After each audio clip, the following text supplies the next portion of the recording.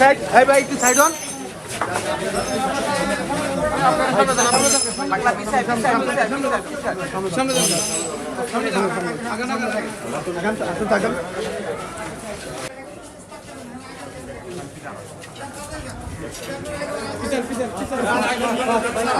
একটু দ্রুত হাঁটতে হবে ভাই।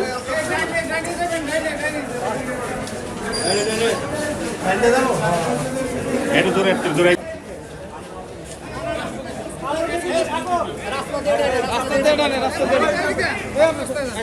ওইদিকে পানি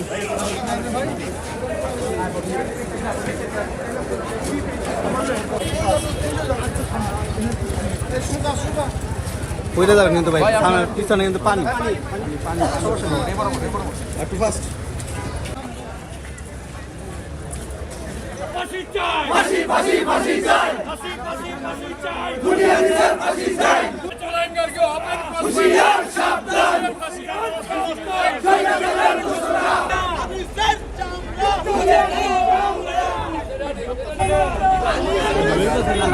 ডিসি শক্তির সাথে তার সম্পর্ক ছিল এবং সম্পর্কের যে ব্যাপকতা ছিল, ব্যাপকতার কারণে এই একটা নৃশংস ঘটনা ঘটেছে এবং হাফেজ নিহত হয়েছেন।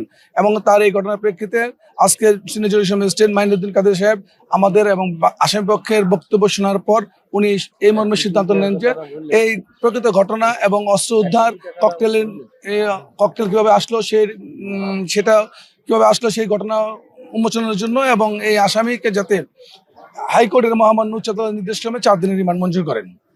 প্রত্যাশা রয়েছে এই আইন কোর্টের কাছে বা বিজ্ঞ বিচারকের কাছে যে আমরা 17টি বছর বাংলাদেশে আইনি শাসন যেভাবে বুলণ্ঠিত হয়েছে আমরা আবার ফিরে আইনি শাসন ফিরে পাই এবং আনিসুল হকের মতো লোকেরা যারা আইনি শাসনকে বুলণ্ঠিত করেছেন এবং বাংলাদেশ থেকে একটি আইনের শাসনের যে ব্যবস্থা ছিল সেই ব্যবস্থা চিরতরে ধ্বংস করেছিলেন এবং ছাত্র জনতা মিলে যে আইনের শাসন প্রতিষ্ঠিত করার সক্ষম হয়েছেন যাতে এটা কন্টিনিউ থাকে।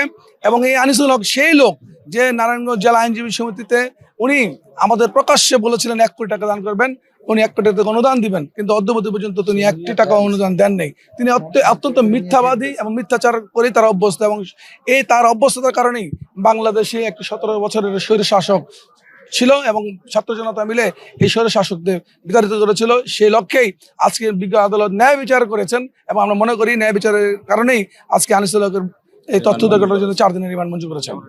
নারায়ণগঞ্জের গত বৈষম্য বিরোধী ছাত্র আন্দোলনের সময় নারায়ণগঞ্জের সিদ্ধিরগঞ্জে একটি ঘটনা ঘটে। সেখানে আজকে যে বাদী, সেই বাদীর শ্যালক একজন হাফেজ, সেই হাফেজ সুলাইমান, যার বয়স ছিল মাত্র 19 বছর, সেই সুলাইমানকে আপনার গুলি করে হত্যা করা হয় এবং ওখানে মুহুর্মুহু বোমা বিস্ফোরণের ঘটনা ঘটানো হয়। সেই কারণে একটি মামলা হয়।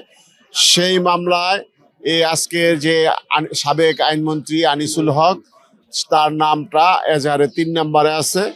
তাকে আজকে এই মামলার তদন্তকারী কর্মকর্তা 7 দিনের রিমান্ডের আবেদন করে একটি দরখাস্ত প্রেরণ করে এবং আবেদনকারীও নিজেও উপস্থিত ছিলেন। আজকে এই মামলার মধ্যে শুনানি অনুষ্ঠিত হয় আমাদের সিনিয়র জুডিশিয়াল ম্যাজিস্ট্রেট মাইনুদ্দিন কাদের সাহেবের আদালতে শুনানি অনুষ্ঠিত হয়। উভয় পক্ষের শুনানি আনতে এই আসামিকে মামলার সুষ্ঠু তদন্তের স্বার্থে এবং মূল রহস্য উদ্ঘাটনের জন্য এই কারা অস্ত্রগুলি সরবরাহ করছে এবং এই কারা হুকুম দিছে এই সকল বিষয় উদ্ঘাটনের জন্য তাকে 4 দিনের পুলিশ রিমান্ড মঞ্জুর করেছে। তো আশা করি এই রিমান্ডের মাধ্যমে এই মামলার যে মূল রহস্য, সঠিক তথ্য, সেগুলো উদ্ঘাটিত হবে। আসলে এই নারায়ণগঞ্জের আইনজীবীরা কিন্তু এই আনিসুল হকের প্রতি অত্যন্ত ক্ষুব্ধ। একটাই কারণ যে এই আনিসুল হক গত 16 বছর নারায়ণগঞ্জের আইন অঙ্গনটাকে একদম কুলুষিত করে ফেলেছিল। উনি দুর্নীতির কারণে নারায়ণগঞ্জে আদালতগুলি সঠিক মতো তাদের বিচারকরা দায়িত্ব পালন করতে পারে নাই, যার কারণে আইনজীবীরা ক্ষতিগ্রস্ত হয়েছে এবং